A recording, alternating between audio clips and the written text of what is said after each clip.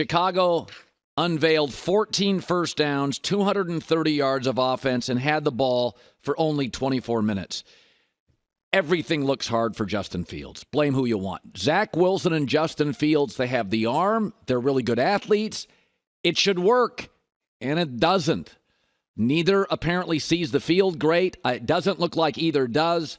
The reading the field and throwing it accurately part is a real struggle. Zach Wilson, though, we've already punted on. Justin Fields is the man in Chicago. I mean, when you're throwing on a big play, a pick six on a screen play near your goal line, that's just not good enough. And he's been really bad on third down. That's the money down in the NFL for quarterbacks. The great ones are good on third down. So I'm not saying playing quarterback isn't hard. It is hard. It's not that hard. And so the question, I said this last week, the question on Justin Fields is going to be, who do you blame? Chicago's a big, loud market. I spent the weekend there. They love their sports. They're passionate. Somebody takes the blame. Is it going to be the head coach, the young GM, or the quarterback? History tells me the quarterback's in trouble. Here's why. Number one is both the GM and the head coach can say, we didn't draft him. He wasn't our guy. They can go to ownership. He wasn't our guy. This is not who we would have picked. Whether that's true or not, they can say it. That's their narrative. Secondly, it is an absolutely loaded college quarterback draft. I mean, there's 6-7 guys that look unbelievable. Third, the Bears have potentially 2 top 5 or 6 picks. They can get a quarterback and a tackle. I mean, they can go get a quarterback and a great rush end. So, I mean, listen, there's an old saying in football that winning is not a quarterback stat. I think it is, but needless to say, you got to do better than 5-22 in your first 27 starts. But more than that, I don't see any growth. I mean, they got him more weapons. DJ Moore's a great player. I think he's regressed. I think he sees the field more poorly. I mean, that pick six at the goal line, you just can't make that play. And a lot of people, and I feel this with Zach Wilson, Zach and Justin, they're great athletes with great arms. I don't think they have great instincts. They don't feel the pocket. I don't know what it is.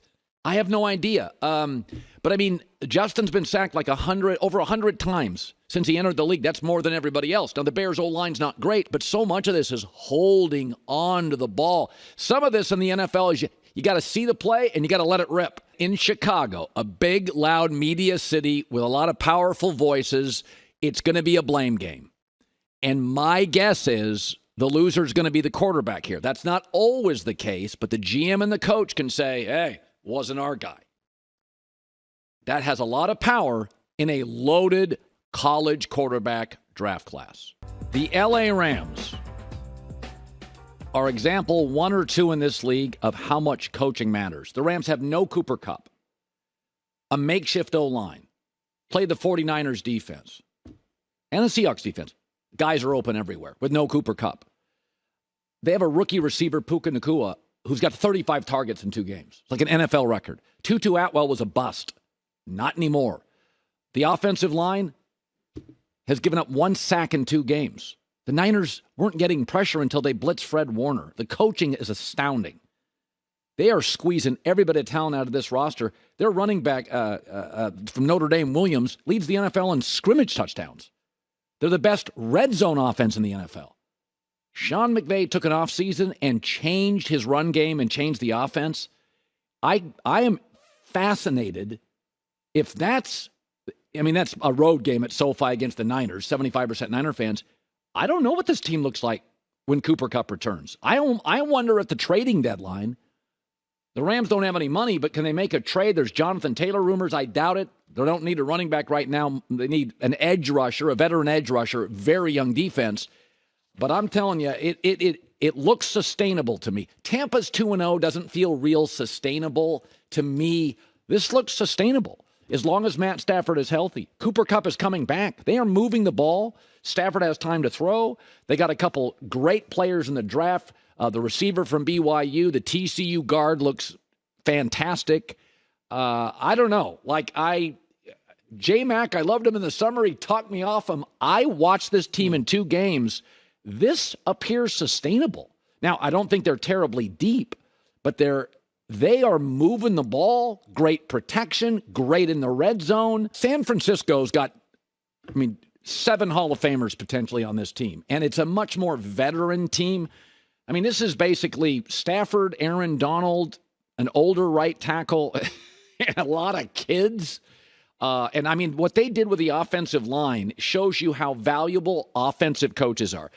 I don't know what it is this week. I haven't checked. But last week, after week 1, 10 of the 11 top offensive lines, 10 of 11 had offensive coaches.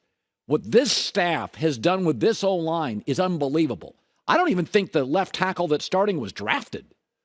Noteboom, the left tackle, is now a right guard, rookie left guard. The center that was supposed to be a backup starting. The right tackle's excellent. They have just made this offensive line work. Stafford has got plenty of time to throw. Niners had to dial up some Fred Warner pressure, and he's best linebacker maybe in the league. But what an impressive coaching job by Sean McVay. Jaw-dropping offense, just like Mike McDaniel in Miami. Motion, different looks, good in the red zone, element of surprise. I'm just, wow. I'm really impressed. Again, that's one of the best losses of the season. To go toe-to-toe with the Niners, that Niner team is stacked. That is a stacked roster, every unit. Hi, everybody. Thanks for watching. Subscribe here to get the latest from the show. Also, be sure to check out more of the best clips from The Herd or go watch a few segments from other shows on FS1.